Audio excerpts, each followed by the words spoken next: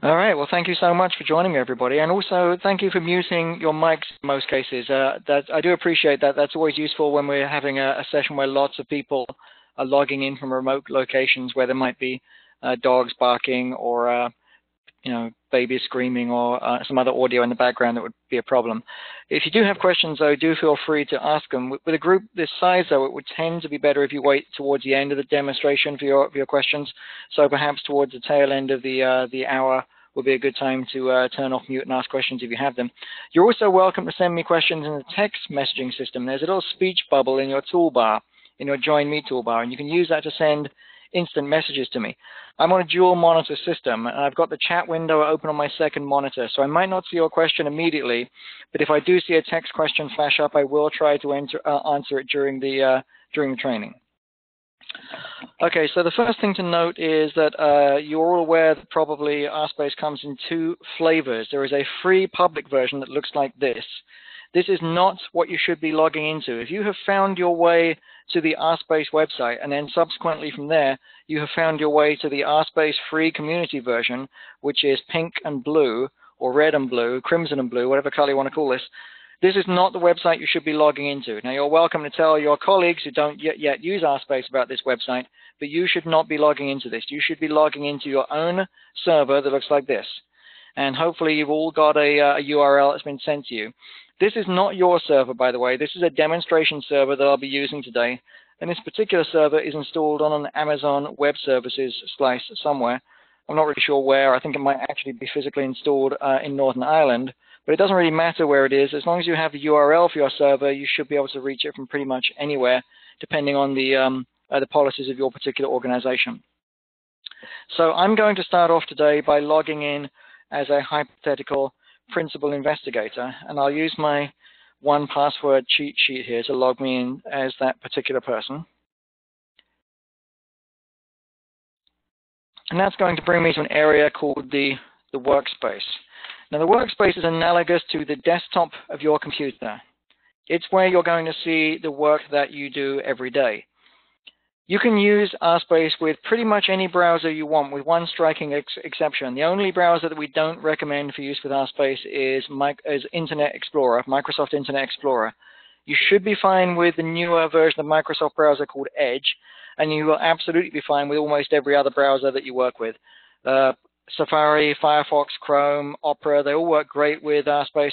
I've even used it quite well with the browser that came bundled with my Wii when I first bought the Wii. And I've come across refrigerators these days that have HTML5 browsers built into the door, and they all seem to work fine too as well. In fact, they all work better than Microsoft Explorer. So whatever you do, do not use Microsoft Internet Explorer as your primary browser when you're working with RSpace, but virtually any other browser on any other device, computer or mobile device, will work fine with RSpace. When you first log in, you're brought to this area, and you can think of the workspace as being the area where you have your official record of the work that you've performed. So this is what you're actually working on, and it's where you're actually recording what you're doing. When you look at the workspace, you can see we have a collection of standalone documents, and these documents come in various types, and we'll see how these document types can be built later. And document types can be organized inside folders hierarchically, or they could be arranged sequentially inside what we call a notebook. Now, it's really up to you and your organization, and to some extent your principal investigator, to decide how you would like to organize your work. But you can think about this data as having a real-world counterpart in that documents are really just like things, they're sort of like MS Word files that you use currently for writing and creating content. They can be arranged in folders just like on your computer, or they can be arranged sequentially in a notebook just like you might today with a lab notebook. In your lab, you probably already have a combination of notebooks that are being used, but also you have other sorts of repositories for commonly used reference materials like protocols and material data safety sheets and that sort of thing. And those might be kept in 3-ring binders or in file cabinets or in folders. And so we allow you to mirror that organizational model in RSpace by having a combination of standalone documents, documents arranged in folders, or documents arranged in a sequence within the context of a notebook. Now, there are really two areas where you can keep data in RSpace. The first one is the workspace, and this is really an area for your records, an area for work that you have created. those records might include text, or they might include data files joined together. They might include all sorts of things, but the important thing is that this is the official record of what you've done in the lab. We have a second area called the gallery, and I'll open that up initially in a new window for you. You can think of the gallery as being more like the hard drive of RSpace. This is where you keep data files. You can keep any file in any format from any source in the gallery. Generally, you can simply drag and drop them into the gallery. For example, if I go to my local computer, I can find, where did my Finder window go? Oh, it's hidden underneath my Join Me window. There it is. So I can go to my local computer, and I can look for one or more images, and I can simply just drag and drop these right into my gallery. So you can store as many files as you want in your gallery, but the files that are in your gallery don't necessarily end up being part of your official record. This is just a storage area for images, files, documents of all kinds that you may or may not actually use in documents in the workspace. So this is quite an important distinction. You can think of the workspace as being a more formal area where you're actually trying to write down your data and your activities in a way that will make sense to a downstream audience, whereas the gallery is just a big old bucket of files that you might want to keep handy for whatever reason. And again, this is sort of like the distinction between lots of data that you might have laying around on your local computer as just images and files versus what you're actually putting into your notebook and actually sharing with your colleagues and with your advisor. The gallery is divided up into areas based on file type. There are areas for images, and also there are areas for multimedia files, standard documents, and miscellaneous file types with any other type of extension name that's not covered by the first three gallery areas. RSpace is data agnostic, so you can drag any file type in any format straight into the gallery, including things like .gbk files or mol files, PZFX files that you might use with Prism. Anything you want, you can just drag and drop it into the gallery. It'll be sorted automatically by file type.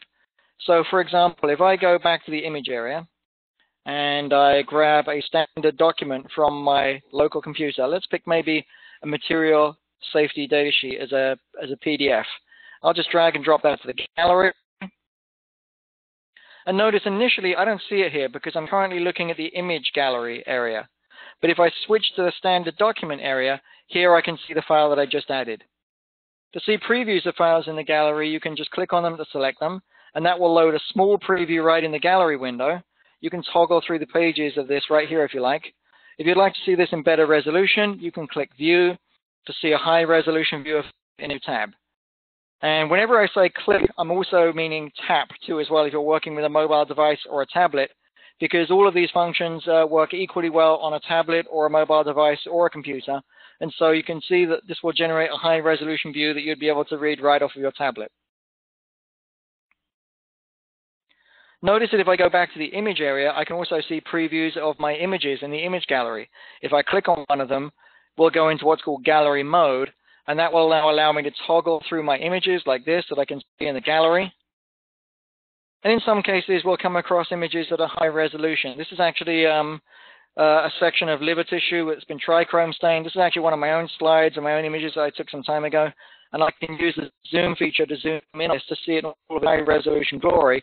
And I don't have to muck around downloading this file and then reopening it in something like JImage or Photoshop or whatever I use to do my image analysis. Having said that, I can certainly select files in the gallery. And when I do that, I can see information about that file over here, including the unique identifier number that's been assigned to it by RSpace, and other information like, for example, an editable caption. So I could say something like trichrome stain here to just give this image a little bit more searchability, and then say save. And this now becomes a searchable string that I can locate using our search engine to find this file later if I need to. Although I could open up this file in gallery mode and see it right within RSpace, I could absolutely also choose to download it to my local computer like that by clicking the download button, and that will allow me to then open it up in whatever application is appropriate for that file type on my local computer. Notice also that there are small blue info buttons associated with each item in the gallery. As I click these, you'll see the information in the right-hand panel changing, and this shows me the info about the various files that I have inside my gallery. You'll see this blue info button associated with in lots of places in RSpace, and anytime that you see it, you can go ahead and click that button to learn more information about that particular item. If I'm searching for a particular file, like for example, imagine I'm looking for a liver file that's in this image gallery somewhere, I can certainly go ahead and filter by name or by unique ID to find appropriate images. So I can put in the word liver here, or if I happen to know the ID number of a particular file that I'm looking for, let's go ahead and copy this ID number. What I can do is I can paste that in here and say go, and it will find just that one image. All right, so much for the gallery. Notice, by the way, that we can jump to the gallery in my primary window, or if I want to, I can certainly open this in a separate window, which is what I've done here. And if I'm working with a two-monitor system, this is actually really handy, because what I can do now is I could shrink down this window perhaps a little bit, and now I could drag this window off to my second monitor. So on one monitor, I have a view of all my files, and on the other monitor, I've got a view of my workspace with my official record of work performed in it. One of the nice things about RSpace is you can open up as many different windows as you like by simply right-clicking on things and saying open in new window or open in new tab. And that will allow you to multitask by opening several different windows and work on several different things at once. All right, so we're back in the workspace again now, and currently we're looking at the workspace in what's called list view. I like list view because it shows me all this nice metadata, including the name of the item, an info window button that I can click to get more information about each item here, and also the all-important unique identifier for each item. If I copy that unique identifier, I can use that in any other context I like. So for example, I could go ahead and paste that into a text file like this, and you'll see that it looks like a nicely formatted link now instead of just a bunch of HTML gobbledygook. And this is a real live link in that external document. So if I want to, at any time, I can just go ahead and I can click on that link. Whoops. I can click on that link and it will take me back to the original item within RSpace, assuming that I'm logged in and that I have the right privileges. So the way that I would typically do that is actually I would select this and then I'll right-click and I'll say copy link, or copy link address, or copy URL, or whatever your particular browser happens to say. So then in an external document of some sort, like a Word file or an email or anything I like, I can paste that in there, and then I can click on it later to go to exactly that particular document.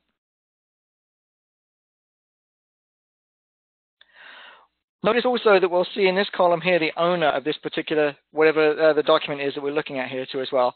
And in generally, for most users, most of the things that you see most of the time in the workspace will be owned by the currently logged in user. But that's not necessarily the case, especially for the principal investigator, as we'll see in a little bit. Notice also that we use these select boxes here to select items, and then we have these action items here and a menu across the top of the page. And we use this system of selecting items using checkboxes in order to make sure that the system can be easily used by someone working with a mobile device.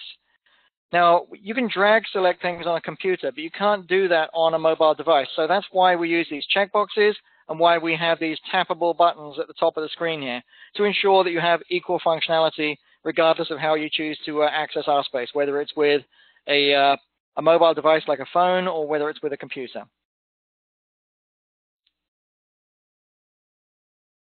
Across the top of the RSpace interface, you can see we have several main tabs. Right now, we're looking at the workspace. We've already looked at the gallery, but there are other tabs for other sorts of functions too as well. There's a tab for messaging. This is where you can read emails and notifications that have come from the system. This area honestly works a lot like an internal email system. And it's fairly self-explanatory because you've all worked with email before, so I won't spend a lot of time talking about exactly how to use this. But I will tell you that one of the things that you can do is by clicking on message settings, you can go to an area called My RSpace, and then you can adjust these settings here to control how verbose or chatty your system is. So in other words, you can turn on or off the ability for RSpace to send notifications for certain things, and you can also turn off the ability to send mirrored emails with the same message in them. I actually don't mind getting a lot of information from RSpace, so I tend to keep these all turned on. But a lot of people just absolutely hate being pestered with notifications and emails, and so some people might prefer to turn all of these off. Next to the messaging tab, we have an apps tab. This is where you'll go to configure the add-on applications that you'll be working with or that you may be working with in your organization. So depending on how your server has been set up by your system administrator, you may be able to access some of these different external tools. You can work with chemical sketching, and you can link to files that are stored in Ignite, Dropbox, Box, OneDrive, and Google Drive. You can also turn on or off the ability to communicate with your colleagues using Slack or TeamShare or Google Chat for Enterprise. And you can also configure things like repositories that you might export work to later, things like Dataverse or Figshare. So we'll talk about these a little bit later, but it's actually going to be up to your system admin to decide which of these you'll even be allowed to use with your particular account. It may be some of them, it may be all of them, it may be none of them. Next to the Apps tab, we have a tab called My RSpace. My RSpace is a sort of a dashboard and settings area. If you happen to be a principal investigator for your laboratory, you get one extra tab that standard users don't get. So if you're a PI, you get to see this tab called My Lab Groups under My RSpace. And My Lab Groups shows you a number of useful things that are especially useful for the PI, including this list of all the users who are in your lab. So what I can do here is if I'm a principal investigator and I would like to see what user 10 is working on, or if I'd like to see what the user RD user is working on, I can click on the folder icon for that user, and that will immediately show me RD user's workspace. The breadcrumb trail up here shows me exactly what I'm looking at right now. It shows me I'm looking at a shared folder, and specifically I'm looking inside lab groups, and in particular I'm looking at the workspace of a single individual user called RD user. By default, your principal investigator has read-only access to everything in the system, and that can actually be changed by the system administrator to allow the PI to optionally choose to have edit access to some of your work too as well. But initially, in most servers, when you first start using them, the way it's set up by default is that the principal investigator has read-only access to whatever is in your workspace, and so they can see that work. There's nothing for the PI to do that. It's just configured automatically by virtue of the fact that they are your principal investigator. If we go back to the My RSpace tab again, you'll see there are other areas in here that we can look at.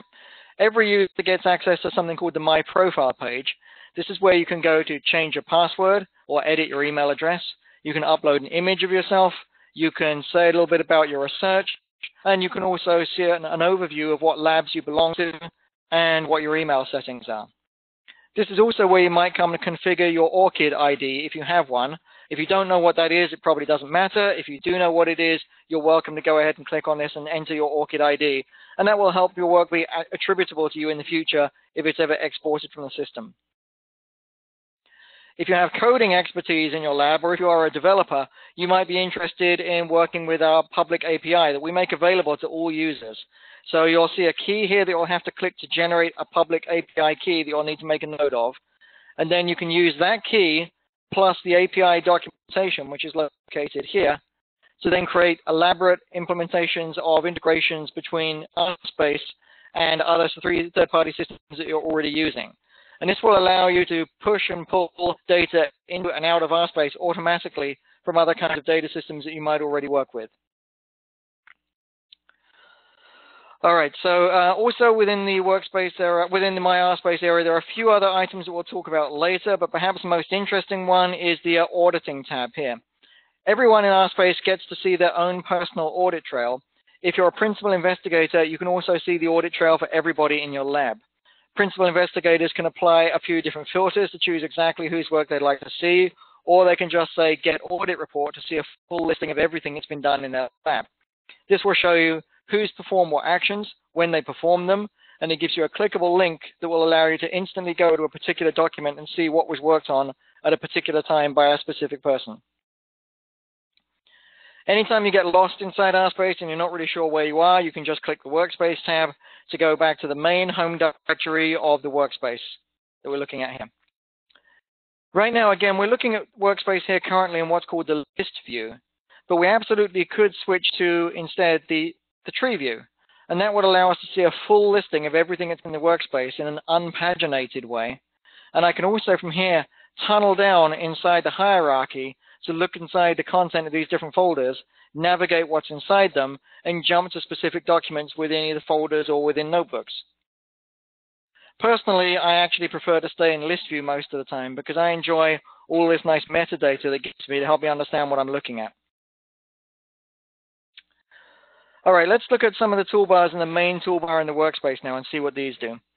We can see here we've got an indication of notifications that have come from the system itself to warn me about things that I need to do and messages that may have come from my colleagues. There is a shortcut here to allow me to generate new messages to other users in RSpace that I can click if I want. That's this little envelope icon right here. I can also generate calendar files right from the toolbar if I want to. I can name an event. I can put in a time period where that event will last. And then I can eventually choose to link this to particular resources inside RSpace to show that they're associated with that particular event. And that will generate an ICS calendar file, which will be automatically downloaded to your local computer. Right now, we're looking at the workspace in what's called list view, and in particular, it's called folder view. Folder view allows me to see all of my various different individual documents bundled up inside folders hierarchically. If I click on a folder, I can traverse down inside that folder and see what's inside there. And I can click the home button to go back to the top level of directory at any time. If I want, though, I can switch into something called view all mode. And what that will do is we'll unpack all of these folders and will reorganize my work as a completely flat list, showing me a full listing of everything that I currently have access to. And what's interesting about this is it's this is very much analogous to on your Mac or your Windows PC, where you might have the ability, for example, to see what's called recents. And this is really the same thing as our view all mode. It's a flat list of files arranged in the order in which I viewed them, regardless of where those files exist within my folder hierarchy or my Macintosh. So you have that same option in RSpace. You can go into view all mode to see a flat list of files. We sometimes call this the PI's view. And the reason why we call it that is because this list of files might include work that's been contributed by anyone in my lab. So if I say I'd like to see the last 50 items on this page, because I'm now in view all mode, if I gradually scroll down through this page, I'll eventually start to see the names of other people who've contributed work. Here we go. There's Rob1 has contributed something here. Now, on this demonstration server, this is a little bit unrealistic because the principal investigator is actually contributing most of the work. But in many labs, it's likely to be the opposite, where the principal investigator is looking at lots of work but isn't actually contributing that much themselves. So this is why we sometimes call this a PI's view, because when a PI jumps into view all mode, what they're going to see is a flat chronological listing of all the work that's been contributed to the lab recently, arranged in order with the names of the owner visible in this column to let them know exactly who's done what recently. This is a good thing to do when you first come in the morning, or if you've been away at a meeting or something or a conference. You can come back and you can go into view all mode to see what's new in RSpace since the last time you looked at it. And then when you're done, if you want, you can toggle back into folder view to then pack everything away back in its constituent folders again. All right, let's look at some of the other toolbars here. We also have the ability to filter some of what we're looking at here to make it a little bit less overwhelming. I can choose just to look at my favorite items, which I can identify by adding a favorites marker to each item.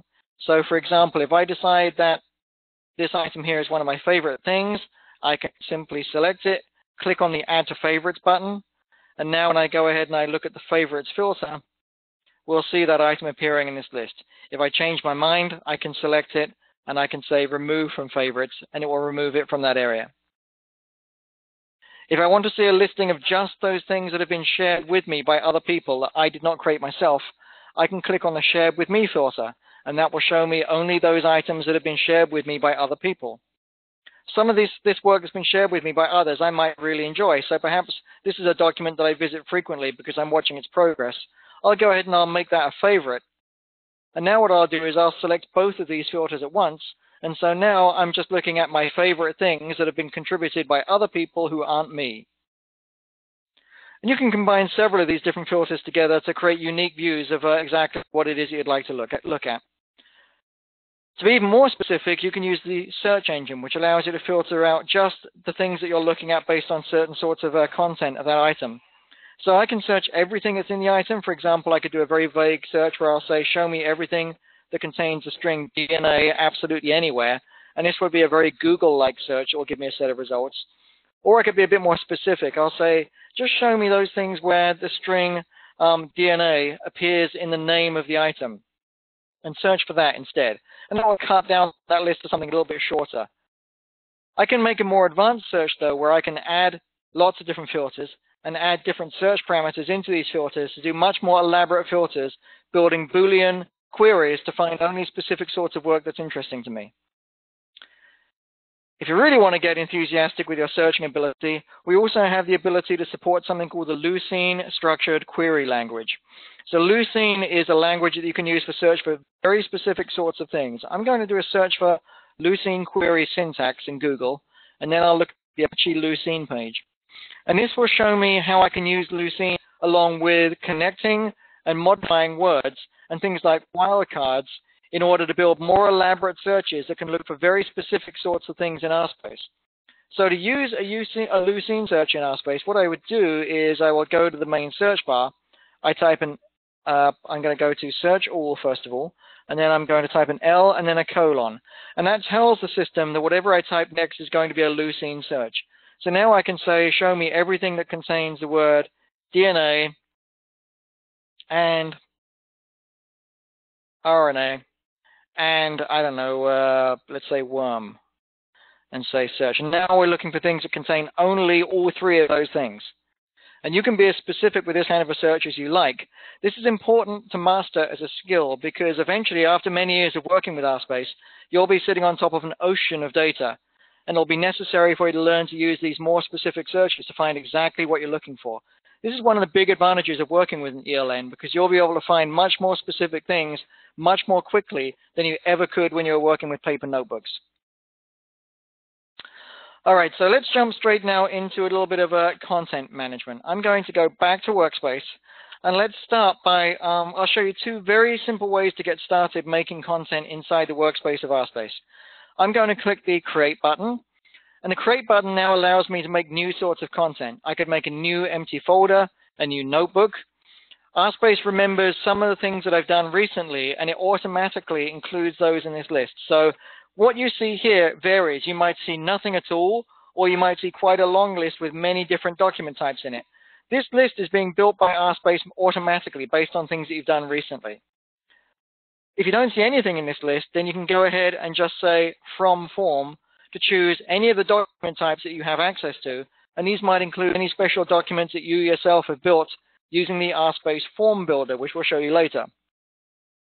For now, I'm just going to choose basic document.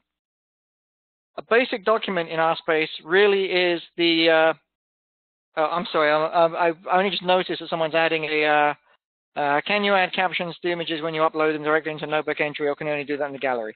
The answer is yes, you can in fact add captions to images in the Notebook, and I'll show you how to do that in just a moment. And that was user MW who was asking that question, whoever that is. So yay, they responded, so that's nice. So this is a basic document, and you can think of this as being a blank sheet of paper if you like, or just a completely empty MS Word file if you prefer. And into this, you can now start putting any content you want. Now, certainly you can put simple sorts of content that will be very familiar to everybody. If I say, let's see, I'm going to open up a text file, and I'm going to copy some text and just paste it into the basic document. One of the reasons why I'm doing that is because I'm possibly the world's slowest typist, and I don't want to subject you all to my hunt and peck typing. So let's see. Let's see if I can find a little bit of text here. Yeah, this text file is not a good example because these are all actually questions that came to me from someone in Germany who doesn't speak very good English. So what I'll do instead is I'll just go to my local computer and I'll open up a Word file instead. That'll just be a fast way to do this.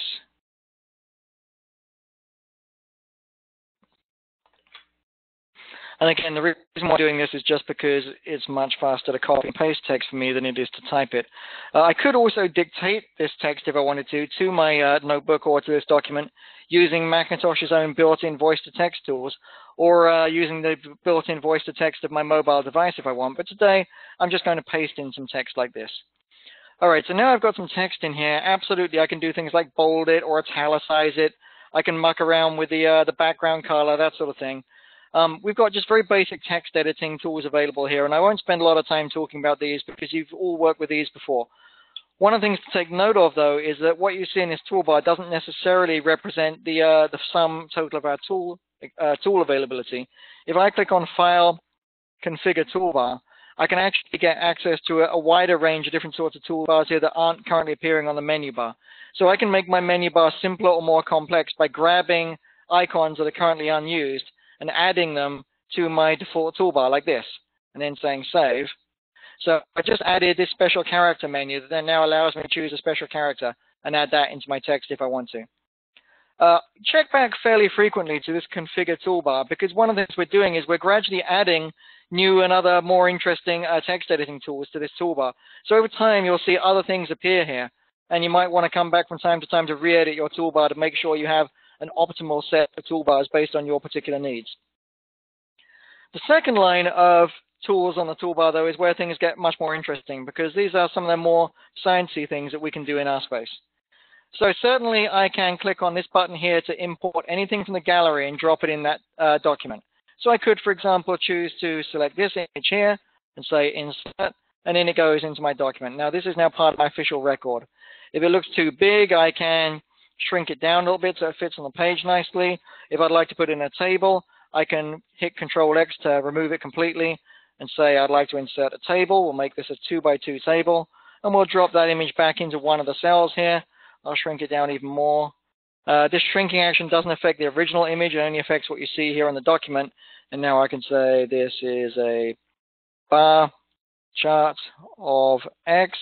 And then in the second image here, I could say insert from gallery, and I could bring in either an image or a document and drop it into that second cell. But what I'll do instead is this time I'll go ahead and I'll just grab something from my local computer and add it to this document. So let's go ahead, and this time I'll pick an MS Word file perhaps, and we'll choose this one, and I'll just drag and drop it straight onto the document like that, and you'll see it adds it to this table, placing it in the cell where I dropped it.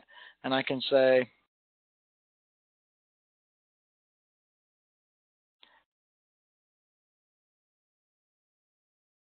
this is my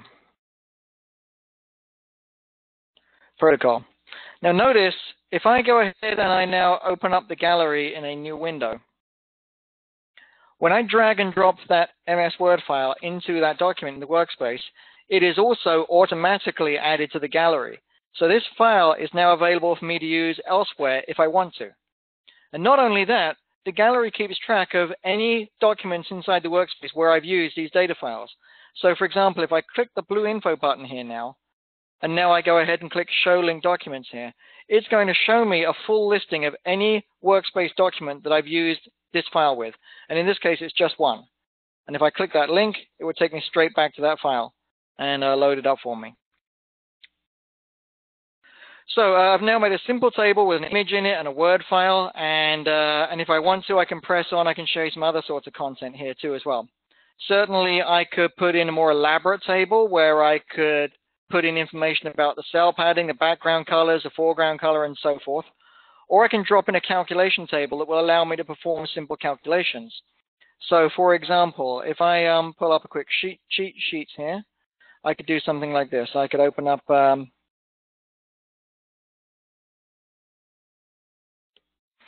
where'd my LaTeX file go? There it is. I'm going to take a little bit of I'm going to take a basic expression here like this one, and I'll paste it into a particular cell. And now what I'll do is I'll just put some values in here for these different cells over here. And you can see what's happening. It's just adding them together. It's not really magic. It's just adding the numbers here and summing them in this box down here. And now I can say insert. There's a lot more documentation available for this calculation table if you want to. You can use this for doing all kinds of simple calculations right in your notebook. If you want to do anything super elaborate, though, we would probably recommend that you just switch to Excel and drop in the entire Excel file. So if you're working with really elaborate calculations and you've built an Excel that's taken you months to build that does something really elaborate, rather than trying to recreate it in the calculation table that's in RSpace, you can just go ahead and find the Excel file and just drag and drop it in yourself and just put it right on that page. At any time, you can go ahead and say save and view to see what you've built so far. The system does auto-save as you work. Notice now that I can see that Excel file here as a tiny thumbnail, I could increase the size of that thumbnail to get a larger look at it, or I could click View here to see a much larger, high-resolution view of that data. Similarly, for any of these images that I added before, if I want to, I can get information about that image, or I can go ahead and click the download button to download that file straight to my desktop so I can start working with it if I like. Let's press on and look at a couple of other editing tools that are quite nice in RSpace. So we've looked at dropping in things from your gallery. I can also click on the button here that says Insert File from Computer. Most of the time, I just drag and drop things straight onto my documents, but if you prefer, you can certainly open File Chooser. What's really important about this method of adding files, though, is that it's completely compatible with your mobile device. If you click Insert File from Computer on your editing toolbar, and by the way, we're actually thinking about changing the verbiage of that particular tool to Insert File from Device, because predictably, based on what I just said, if you click that or tap that button while you're working with your mobile phone, it'll automatically fire up the camera and photo taking mechanism on your phone and allow you to take a picture, which you can then drop straight into this page.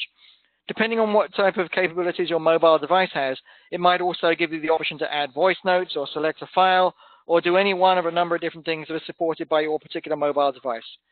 So the Insert from Computer button, which does the same thing as the Insert from Computer dropdown, you can think of them as being more like Insert from Device rather than Insert from Computer. And it will adapt to whatever device you're using to let you pull in data and photographs and voice text and anything else that are on that device and drop them inside your RSpace document if you want to.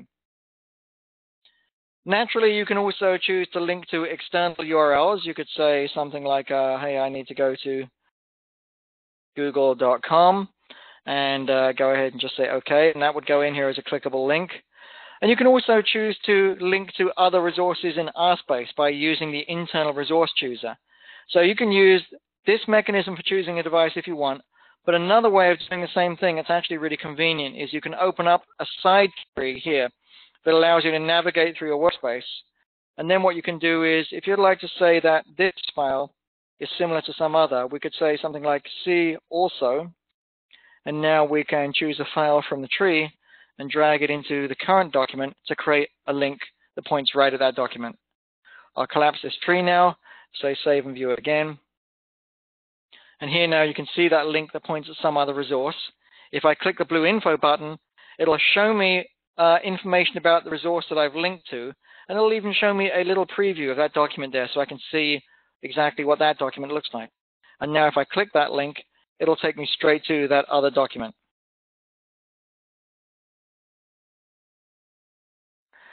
May I suggest insert local file? You are welcome to suggest, may I suggest local file RH. As a matter of fact, we just had this discussion yesterday, and insert local file was in fact one of about 4 options that we knocked around of changing the wording to for that device.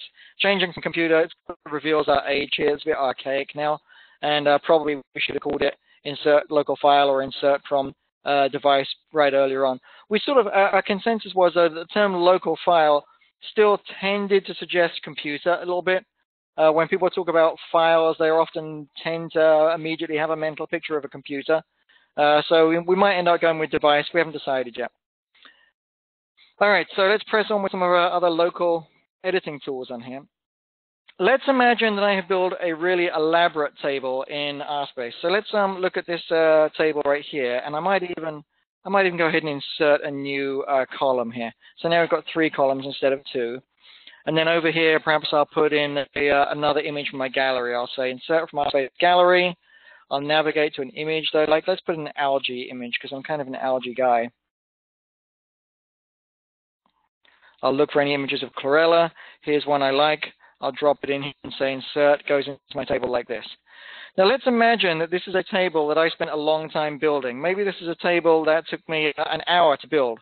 That would be crazy because this table is very simple. But if this were a very simple table, if this were a more elaborate table, it would have taken me a long time to build.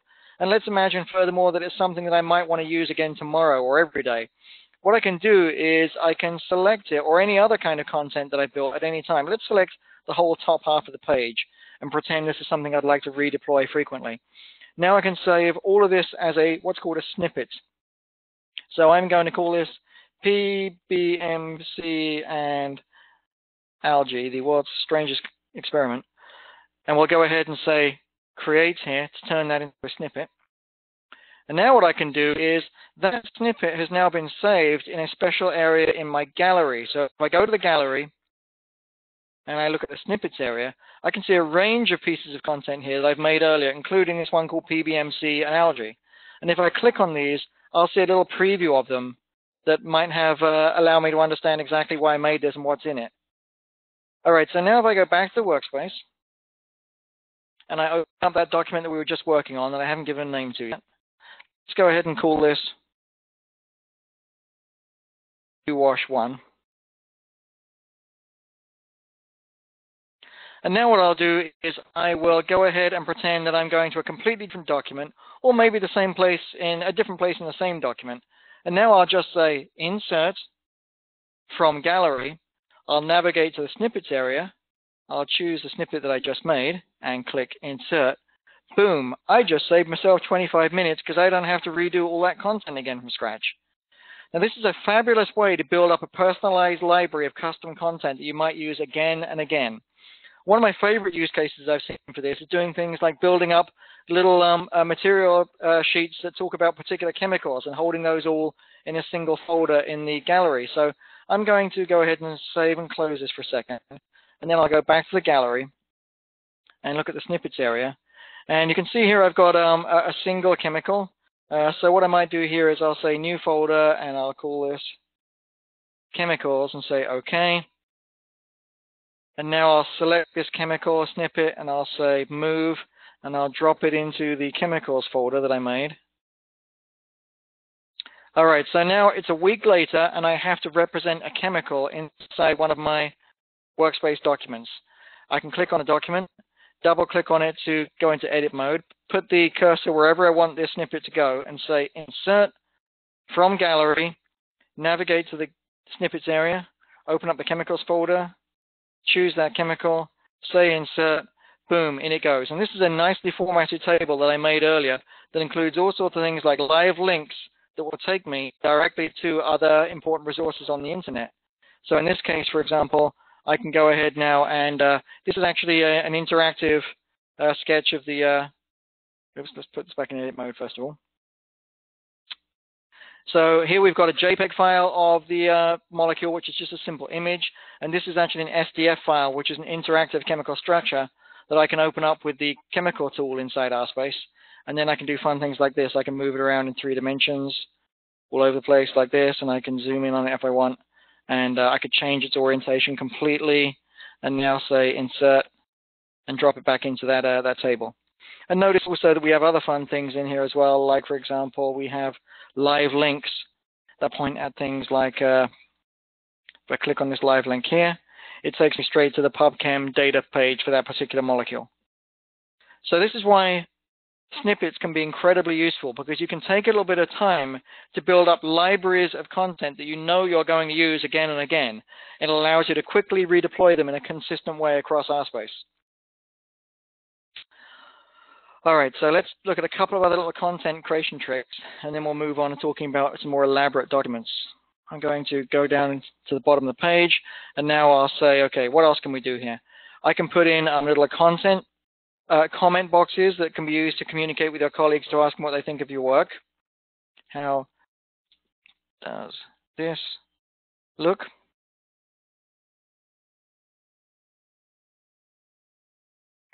And then if I click on that later, it will open up so I can see a threaded discussion of all the comments on this portion of the work. I can go ahead and I can put in equations. If I work with LaTeX to generate complex expressions, I can certainly do that in RSpace. So I'm going to copy a little bit of LaTeX code from another external source, paste it into this window, say pass equation, click insert. It drops it in like this now as a nicely formatted publication-ready equation. So if you know LaTeX as a language for building mathematical equations, you can certainly do that in RSpace too as well. Another thing that we can do is we can put in code snippets that might represent, for example, analyses that I've done on data. So if I've done a complex analysis using R or Python, and I'd like to show my downstream audience what that code looked like, I can go ahead and just paste my code into this code window, and I'm going to tell the system that in this case this is latex, and I'll say OK here. And now when we say save and view here, it will actually go ahead and mark up that latex code for me in a way that probably would make more sense to someone who knows anything about latex than it makes to me. But if this were R or Python, it would do the same thing. It would mark this up in a way that was meaningful. This is a little sandbox, by the way. The code will not run inside this box. This code's completely inert, and this can't be used to inject malicious code into RSpace in any way. So this is purely a way to show your downstream audience what code you actually used. I can also go ahead and add freehand sketches if I like. If I'm artistically inclined, I could draw something pleasing, but I'm actually not. So rather than trying to draw something here, I'll just delete that. And what I can do instead is I can go over here to the far right. There's a little icon here I can click that will allow me to summon images from my gallery. So I could look for an image here, like for example this plasmid, and now I can annotate this any way I like. I could say plasmid, and I can organize that in a way that's pleasing and say insert to drop that onto my page like this. If I want to, I could center that, or right justify it, or left justify it, or do anything I want with it really. Change the size, and if I want to, I can also select it, and then once it's selected, I can go ahead and click on the sketch tool icon again to immediately start re-editing it if necessary.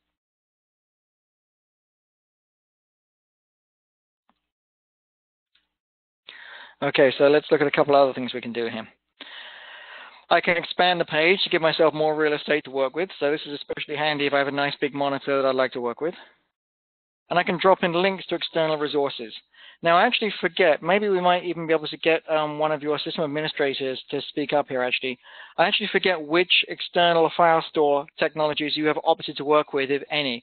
Do you happen to know if you're going to be working with Dropbox, OneDrive, or Google Drive? Any of these sound familiar, or are you not going to work with any of these commercial file stores? Okay, well, that's really putting people on the spot now because I have to quickly figure out how to unmute themselves and respond. But anyway, I actually forget, or possibly I never knew, which of these file stores you'll be configured to allowed to use in RSpace. Let's assume that you have access to one of them. Let's say it's Dropbox.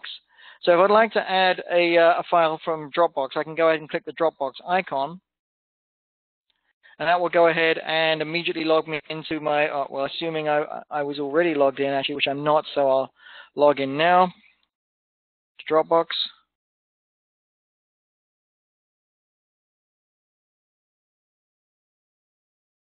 So now I can navigate my own Dropbox account, choose a file from here, say choose, and it will go ahead and drop in a link to that file. Now this is a link, not a copy to the file. And we show links in the in documents by putting a little dotted line around them and showing the icon that represents the source of that file. That's one way that I can link to files. If I have local SMB or SFTP file stores that contain perhaps verbose data from flow cytometry machines or from next generation sequences or high resolution images, I could certainly drag and drop those large images into RSpace if I can, but that's kind of a waste of resources because now you've got these big files in two places gobbling up twice as much data as they need to. So I can also link to large files in nearby SMB university file stores using another mechanism in RSpace. And I'll show you how that works. Let's imagine I'd like to link to a very high resolution image that I know is associated with a microscope nearby, and that the server that's connected to that microscope has already been whitelisted inside RSpace to act as a data store. What I can do is I can say insert from gallery, and that will take me to the gallery area. Now I can click on the file store icon, and this will show me a list of all the nearby SMB or SFTP file stores that have been whitelisted for use with this system. There might be 1, 2, there could be 50 listed here, depending on how many you have access to. Let's click on one of these, and it asks me to log in with my usual credentials for that file store. I'm going to look those up because, of course, I have no idea what they are. Let's see. It looks like we're using Builder as the username. And that's now going to connect me to this remote file store. Now, my understanding is that this is a hard drive somewhere in Edinburgh. And if there are high-resolution images on here, I can select them here and then just go ahead and say insert. and it's going to drop a link into that file that will represent that, that file for me. So now if I say save and view, here's my document with my links to my external file on it. When I click that link, it'll ask me if I'd like to download that file. I can go ahead and say yes and download it. That's now going to asynchronously download that file in the background, which then has no effect on RSpace, which means I can go back to the workspace and continue doing my work, and it won't have any effect on the download process that's already started in the background. Once that file is downloaded, I should be able to find it on my local computer, my downloads folder, and I can open it up right here on my local computer to see that file.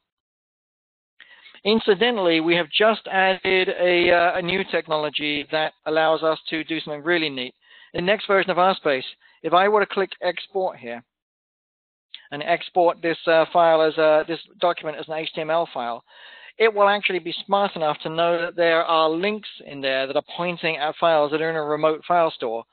And RSpace will have the good manners to actually reach out, plug that file from that remote file store, and download it along with your exported RSpace document, bundle the whole lot up in a single file, and deliver it to your local computer.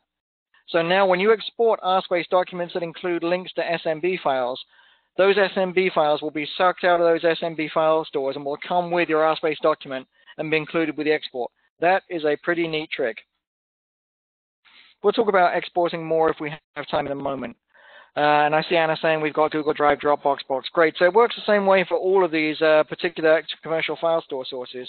Notice that I could just as easily, instead of choosing Dropbox, I could have clicked on OneDrive, Google, or Box. They're all available. Actually, no, Box isn't turned on this particular server. So in order to get that to work, I'd go to Apps. Actually, let's open it in a new window. And I would click on Box, and I would just say Enable. And I think it already knows what my Dropbox account is, so I'm all set. So now if I go back to the workspace and reopen that document again, you can see we now have the Box icon has been added to the toolbar to allow me to link to files that are in Box. So that's really all that Apps tab does. It simply allows you to add and remove items from this area here. All right, I can also add other fun things in here that I can pull from other systems. Let's imagine, for example, that I'm developing a new protocol that I've never done before, and I'd like to get inspiration from the general public and from public repositories of protocols, for example, protocols.io. So let's imagine I'd like to integrate with a new protocol that involves putting viral plaques on the lawn of chlorella cells. What I can do is I can open up the protocols.io feature, and I'm going to say, I'm going to search for all public protocols, and I'm going to put in a keyword of chlorella and say search. And now I can look through the results and see if there's anything in here that tickles my fancy. Here's one called chlorella virus plaque assay. Great, that's just what I'm looking for. I'll choose it and say import. That's now importing that file as an editable document into RSpace, and it's dropping a link to it into this workspace document like this. So now if I say save and view, I can see that link at the bottom of the page. I can even click on it, and that will take me to the newly imported document. And if I want, I can even double click on this page to start making edits to this protocol so that I can now optimize it for my own specific needs and to my own purposes so that it's more appropriate for my particular experiment. That's one great way to bring in other sorts of sources of protocol information straight into RSpace very quickly. But there are other ways too as well. Most of us probably already have a list of protocols recorded as MS Word files already sitting in our computer. Now there are two ways that you could get those quickly into RSpace so that you can work with them.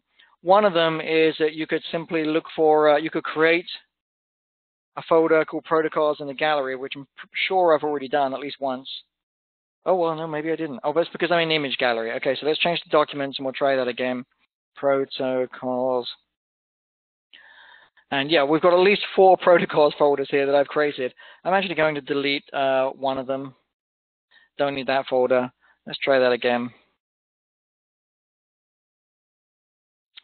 All right, so let's say we've got a list of my own private protocols. What I could do is I could go ahead and open this up, and I can see that I've already dragged in 1, 2, 3, 4 here, but I have others in my my main local computer, so I can drag some of these others in here too as well. Let's go ahead and put in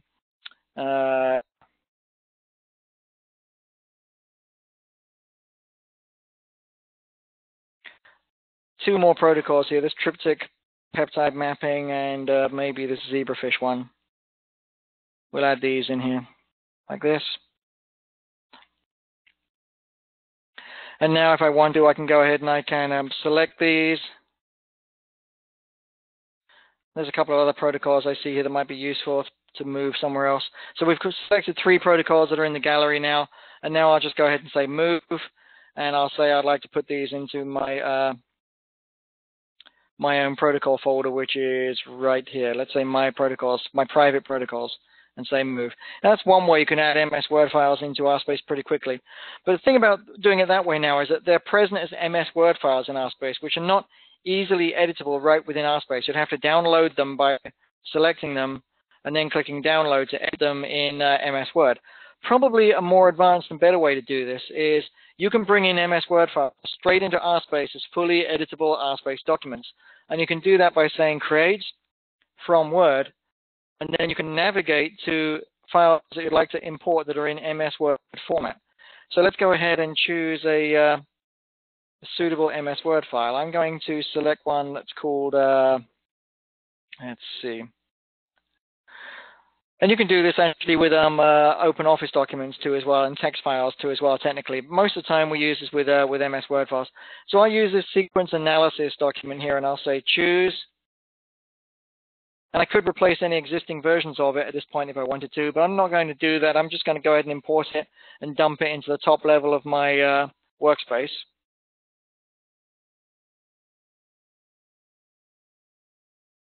And while that's converting that file, I'll go ahead and I'll open up the original so you can see what the original looks like.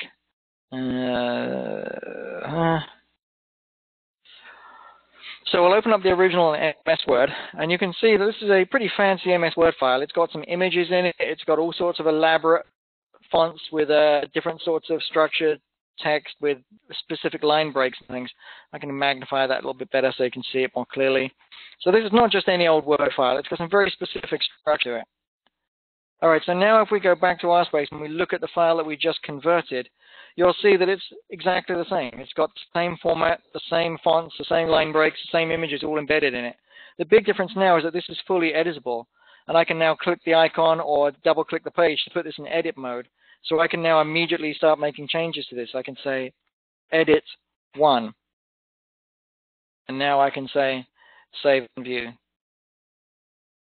I have all of these other tools available to me now too as well that I can use to enhance this document. I can drop in links to other things. I can put in images. I can put in comments. I can put in tables of various kinds.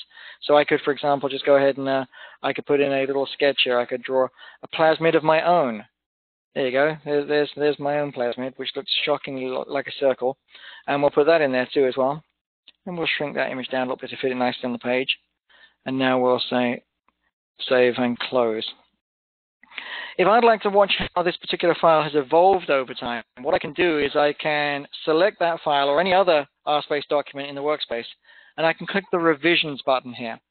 So this is a good point to point out that RSpace is not Facebook. It's not the sort of thing where you necessarily can just simply click around and find all the functionality. There's a lot of deep, rich functionality in here, and if you're going to learn it all, you're going to have to explore the product somewhat diligently, and probably eventually you're going to have to consult some of the documentation that we'll talk about later. But in this case, one of the things I want to show you is we've selected this button here, and I'm now going to click revisions. And one of the first tasks that you might set yourself for RSpace is memorizing or at least learning the meaning of all of these different buttons in this toolbar. The faster you understand what duplicate, move, rename, delete, export, revisions, add to favorites, share, and send to Slack do, the better off you'll be and the faster you'll be able to use RSpace. In this case, I'll go ahead and click revisions, and it's showing me a full listing of all the history of that document. So if I click on a somewhat older version here, this is actually before any content has even been imported into the document. It's still just a blank document at that point. I'll click this one. Here we go. So here's the content inside that RSpace document that we've just imported from MS Word. And then if I want to, I can click the next one, and now you can see that we can see that change that I made where it says edit. And then finally, I can click the very last one, and I'll see the 2 changes that I made. So it's important to understand that all versions of everything that you do in RSpace are kept pretty much forever. And at any time, you can revert back to older versions of RSpace documents. You can see the history of the documents. You can understand from the revision history not only what has been done, but you can also see who has made those changes and when they made them. If you decide you didn't like your most recent changes, you can always click the Restore button to return an older version of the file to the bottom of this list, which will make this older version the new current version of that RSpace document. That's one of 2 great ways that you have for studying the changes that have occurred to documents over time. The individual revision history for a specific RSpace document is one way, and hopefully you'll recall that the second way will be to go to My RSpace and then click on the Auditing panel and take a look at the audit trail to see what's been done. And you can see here, here's all the actions that I performed recently while I've been watching today. So for example, here's that chlorella virus plaque assay record that I pulled in from protocols.io. And if I click on the unique identifier, it will take me straight back to that protocol. All right, so the next thing that I really need to talk about is making, how are we doing for time here? We're at 7:38 now.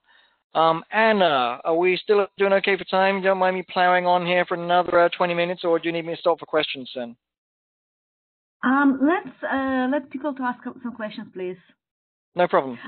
Yeah, you know, Rob, maybe before you go to questions, can you please show how create, you know, the folder and how to populate the folder with a simple base documents? I know it's pretty straightforward, but just to people to get a sense of it.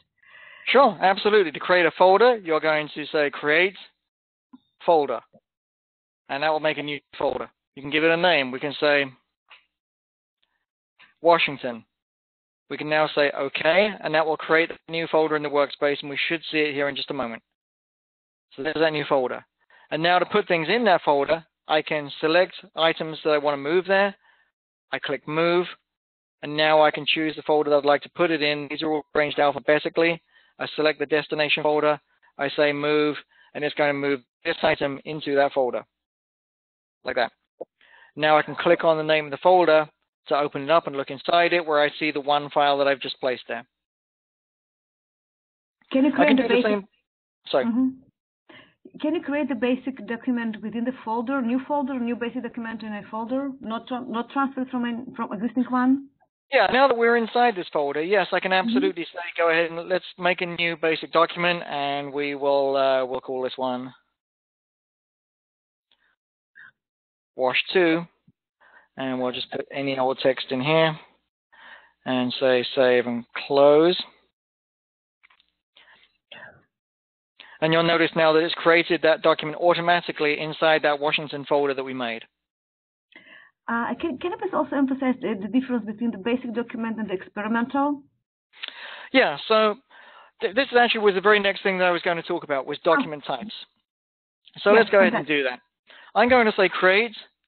And instead of choosing the default things from this list here, I'll say from form, and I'll choose one of my documents that I previously made. I could, for example, choose this document called experiment. Now, one of the things that I think is interesting actually is a lot of our users use this experiment form, but honestly, this was only ever added to RSpace, a very simple example of the sorts of things that you might do inside a form. In my view, this is an absurdly simplistic representation of what an experiment would look like. But I'll show you how it differs from a basic document. So all documents inside RSpace are made up of a number of fields. Inside a basic document, there's only one field, and it's a standard text editing field. But documents inside RSpace can have any number of fields. So in this case, this particular document, which is based on what we call the experiment form, has 1, 2, 3, 4, 5 different fields in it. The first field is a date choosing field. If I click on that, and put the cursor here, it's going to ask me to choose a date. The second, third, and fourth, and fifth fields, I happen to know that these are all standard text fields. So if I click on one of these, I'll get just a standard text editing field that looks exactly the same as the lone text editing field that you get in a basic document. And here I can say my objective is take over the world, and I'll now save this field. And now for method, well, I don't really want to write out my method, so I'll just say insert from gallery, I'll look at my main documents area. I'll look for my protocols folder. I'll choose a protocol that I like from within this folder here and say insert. There you go, there's my method, and now I can save this field. And then for results, perhaps the results are coming in as an Excel file that are coming from an external source. So maybe now I'll look at my local computer. I'll grab the Excel file that represents my results, and I'll just go ahead and drag it into the results field like that. And now I can save that field. And now in the conclusion field, I can just say, yay, I did science, and save that field. Now, don't be fixated on using the default document types that come with RSpace. So if we go back to the workspace again, and once again say, create from form, you can see that there are actually lots of different documents here, because these are all document types I myself have built to meet the kinds of workloads that I work with every day. So let me show you a more sort of custom form that I built earlier that might represent the sorts of things I might do in my own lab. So I'm going to choose a form called tissue sample. I'll click on it like this. And it's now going to deploy a new empty document with a number of custom fields in it that I built specifically for a particular workflow. And in this case, the workflow is I want to record the details of an incoming tissue sample that I've received from a hospital. So I'll click the first field. The first field is just a string field. It's asking me to name the tissue type. I'll say it's liver. The second field is a number field. It's asking for a number. I'll go ahead and I'll say 500,000 million or something and hit return. And actually it's saying, no, you can't use that. That's too big. And the reason why it's saying that is because when I created this form, I told the form that I would only allow values up to 5,000 because I need a total of 5,000 samples collected. So I'll go ahead and I'll put something else in here. I'll say there's actually 2,000 of these so far and hit save. And this time it's perfectly happy to save that value. And then for the format, when I built this form, I gave myself the option of choosing FFPE or frozen. So let's tell the system this is an FFPE sample. For collection date, I can choose a date. For location, I can say they're in my main repository. And for an image, I can just go ahead and say insert from gallery. I'll look for a liver sample of some kind in my images. We'll say it's this chap right here. And say insert, drop them in, and there you go. Now my form is basically complete now. And I can go ahead and say save and view to see the finished product. Now notice that this was a form that I myself built with very specific custom fields. It's highly likely that you'll need to build your own forms that will represent workflows that you do every day in the lab. Forms can be as simple or as elaborate as you like. They can have as many fields in them as they want. If you would like to make an RSpace document that details 500 steps of a very complex protocol that have to be created in exactly the right sequence, you can do that. You can make a form that has 500 data fields. Each one will be designed to receive a specific response from whoever's using it. Once you've entered some data in a form, you can now go ahead and say this is a new type of entity called a template.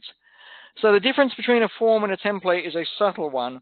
A form is simply the empty scaffold of a document that doesn't yet have any data in it. A template represents the form plus the data that you've entered into that form. It's highly likely that what might happen, for example, let's call this live 2000. It's highly likely that what might happen in your day-to-day work is that the first time you do an experiment, you might build a form to represent it. And the very first time you work through that form, you'll say create from form and choose this form and deploy it. But then once you've done the experiment once, you'll probably want to save it as a template, because then once you've done that, when you want to repeat the experiment, let's actually go ahead and do this. We'll call this liver 2000 template. All right, so now it's the following week, and I need to do the same procedure again, but only a couple of those variables are going to change. So I'll say create from template. I'll do a search for 2000, since I know that's something that was in that template. I'll pick this. I'll say create. And it's going to make for me now a new document based on the template, along with all of this content that I've already created.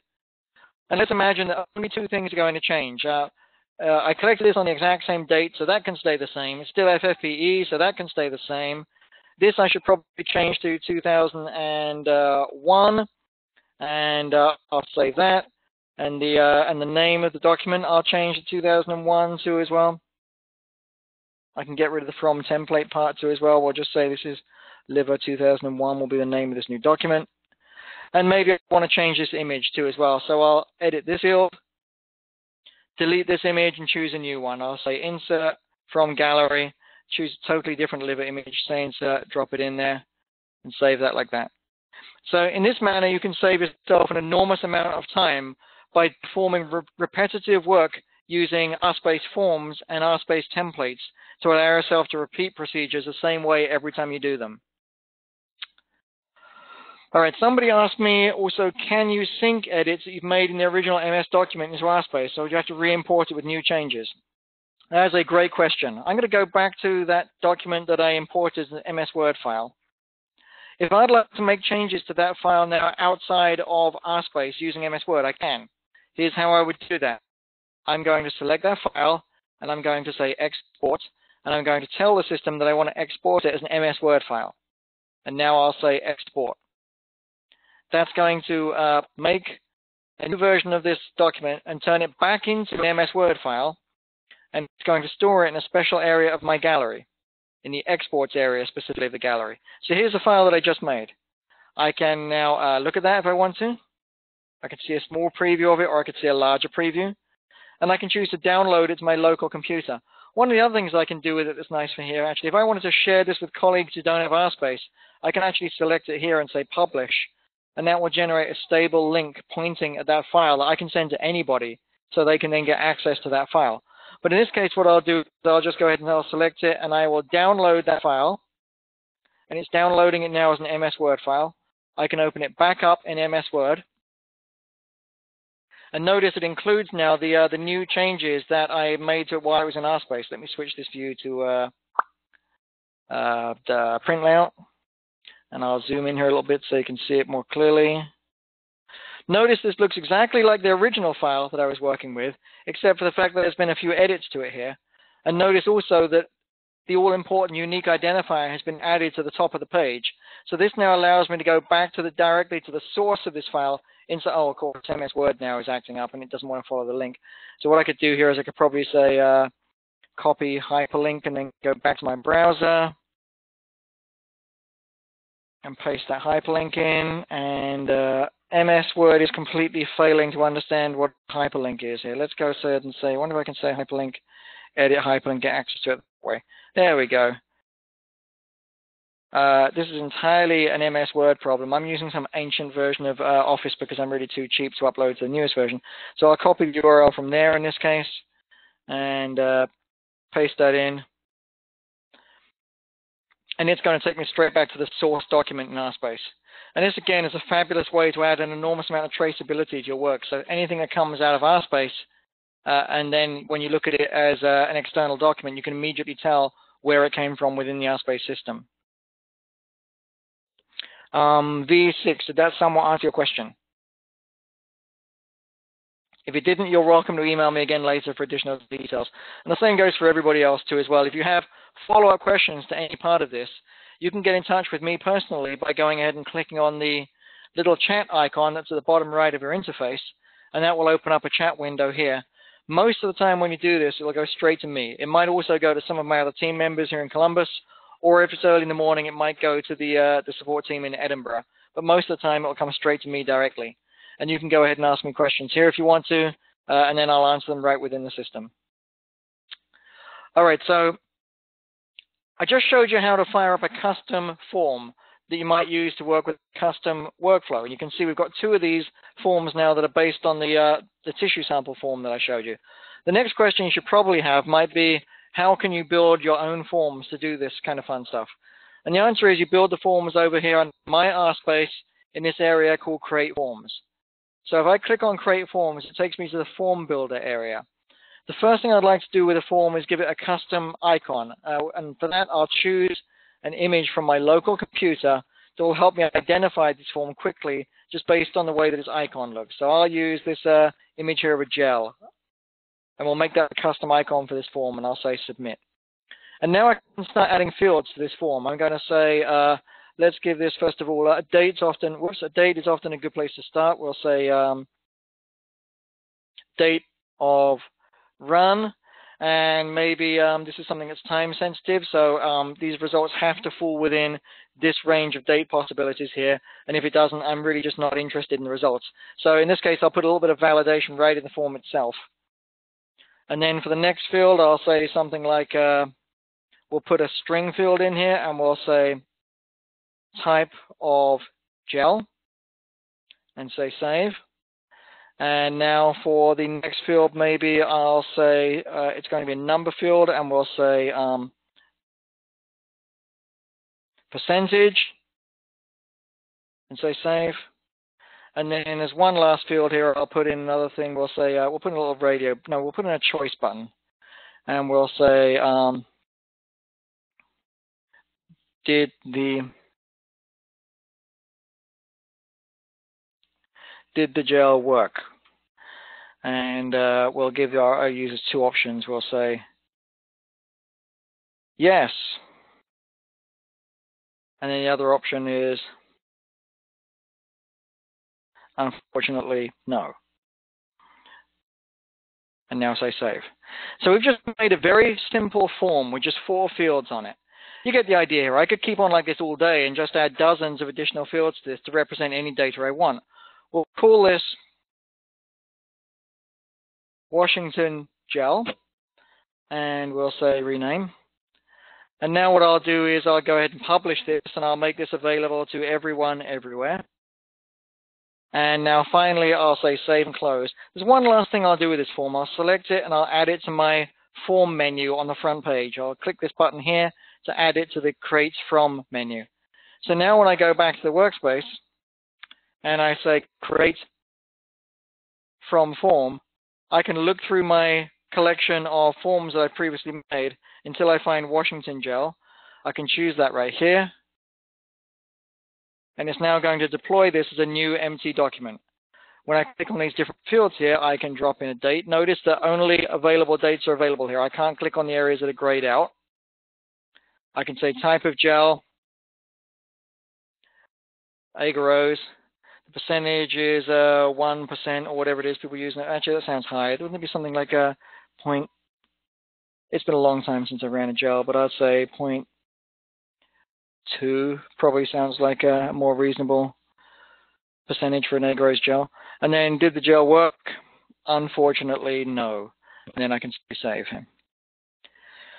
So in this way, you can build up custom forms specifically designed to capture any data you want. And this allows you to build up in RSpace the ability to work in a very free-form way in basic documents that have no infrastructure in them at all.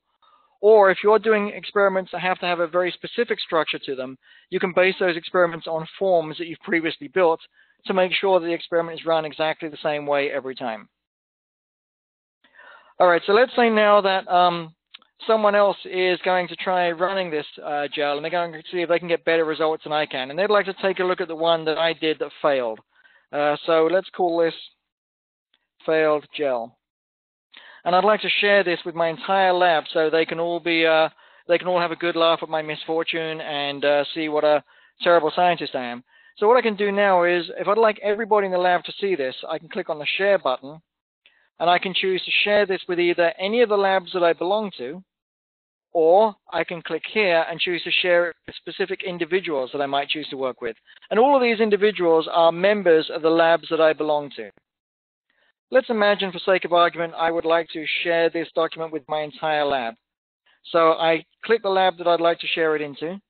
And now here is a listing of all these shared folders within the main lab sharing folder. So I can choose from here what folder or notebook I'd like to place this in to try and keep my shared work organized. If I don't see a suitable folder here, I could create a new one. I can create one I'll call gels and say create. And remember, this is a folder that everyone in the lab is going to have access to. I'm going to select this folder. I'm going to say share.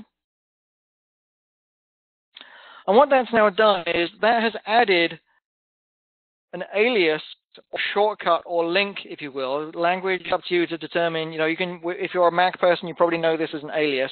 If you're a PC person, you probably know it's a shortcut. what it's done is added a link or shortcut into a shared area that everyone in my lab has access to. So I can prove that to you by clicking on the My Lab Group area.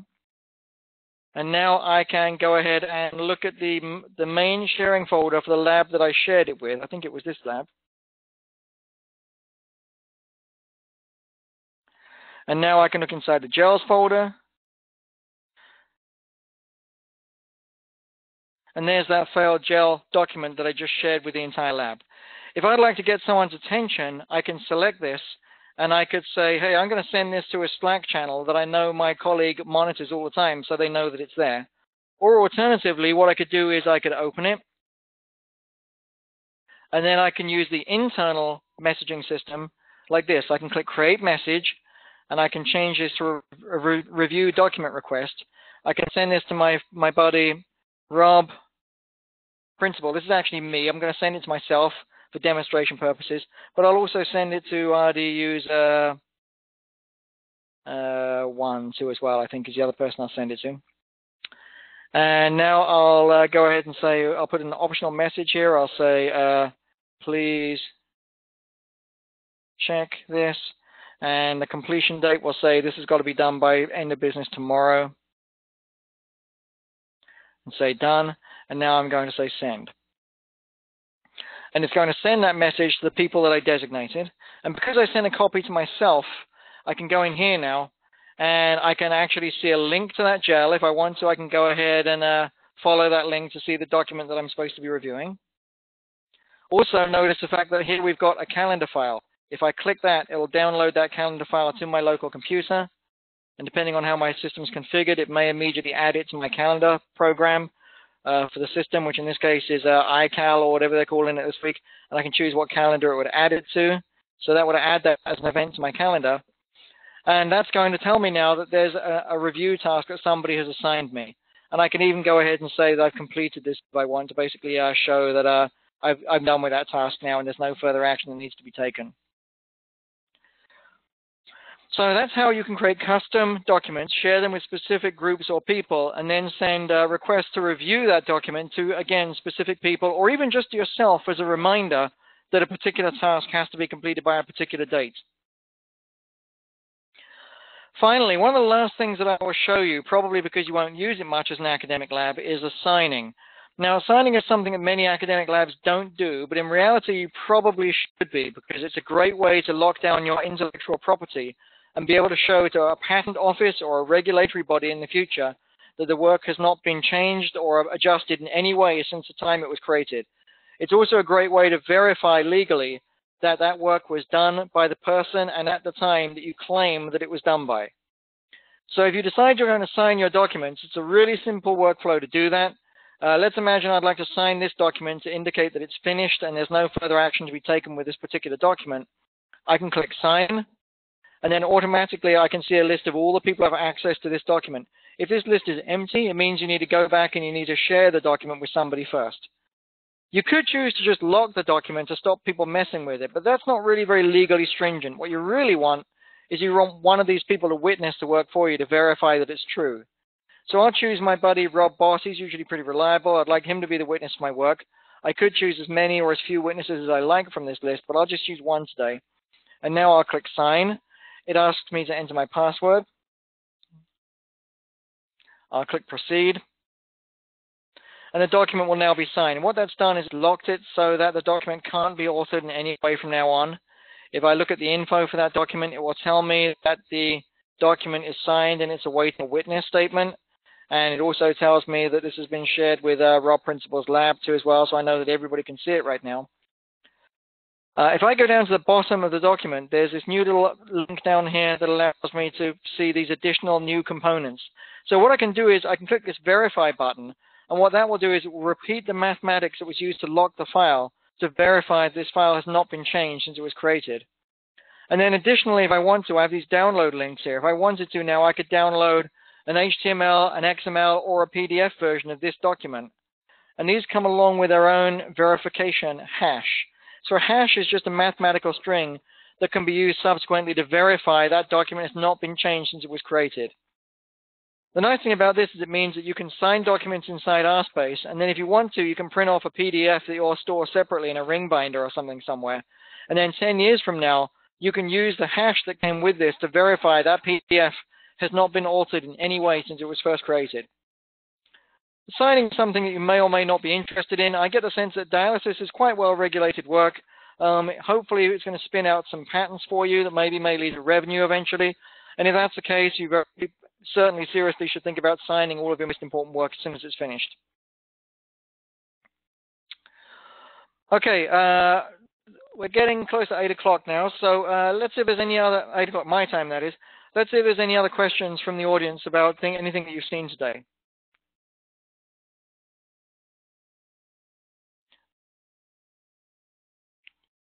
Don't be shy now, folks. If you're there, you can unmute yourself and chip in and ask questions about anything that you've seen. Anna, you have any other questions?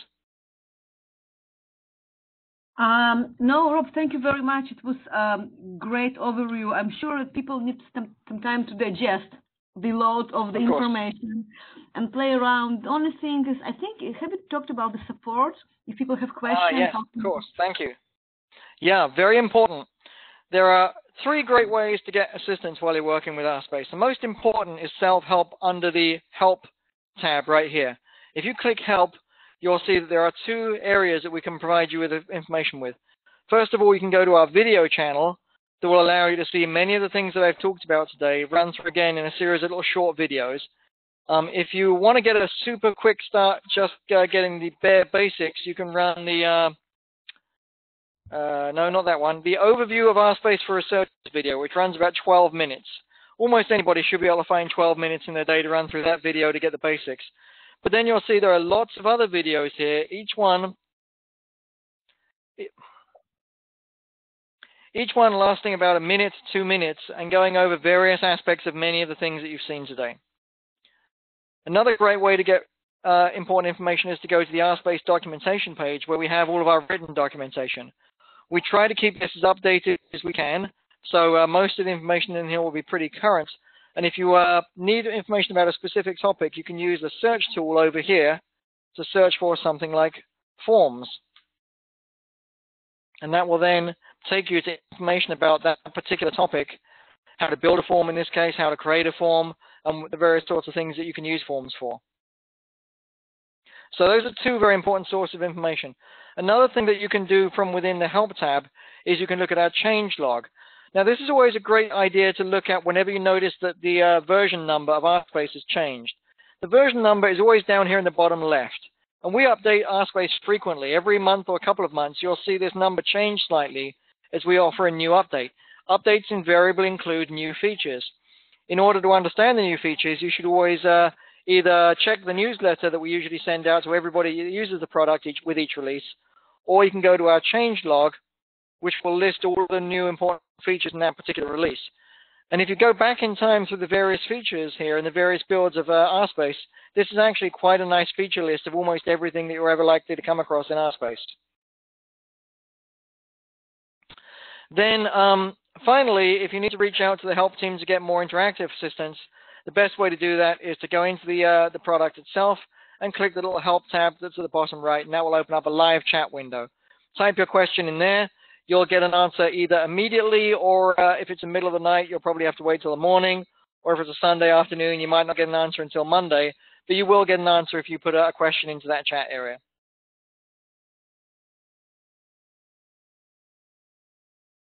Great. Thank you very much, Rob. Any other questions about anything you've seen today?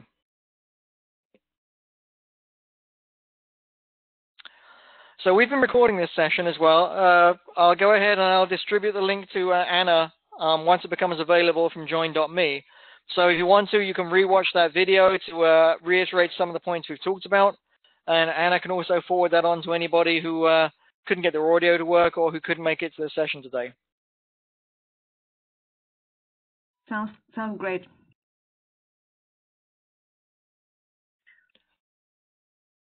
Okay, Rob, thank you so very much.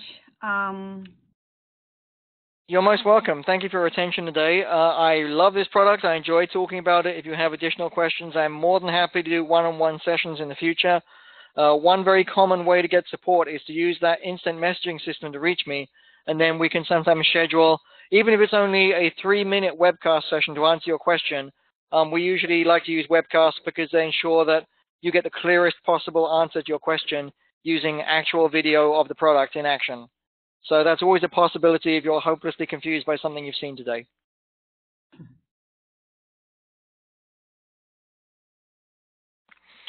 Thank you for joining us today, and have a great rest of your Wednesday, and I hope to talk with you soon with your additional questions about RSpace. Thank you, Rob. Have a great rest of the day. Okay. Bye-bye. Bye-bye.